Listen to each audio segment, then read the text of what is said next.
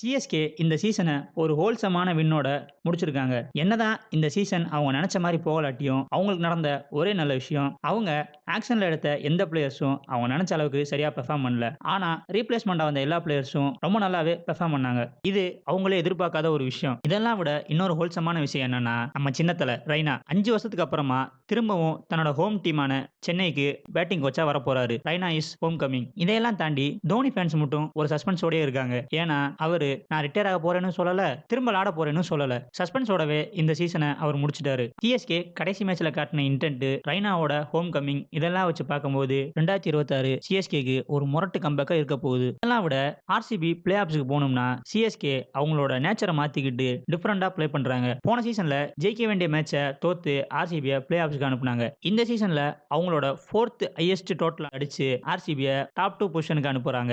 ஆக மொத்தத்துல சென்னை மும்பை அங்காளி பங்காளி கிடையாது, சென்னையும் பெங்களூரு தான் அங்காளி பங்காளி. இது தெரியாம ஃபேன்ஸ் எல்லாம் சண்டை போட்டுட்டு இருக்காங்க. இது வரைக்கும் முன்னால உன்னை வாப்போன்னு கூப்பிட்டாலும் பின்னால கருப்சாமி வேண்டாம் சொல்லியிருக்கேன்.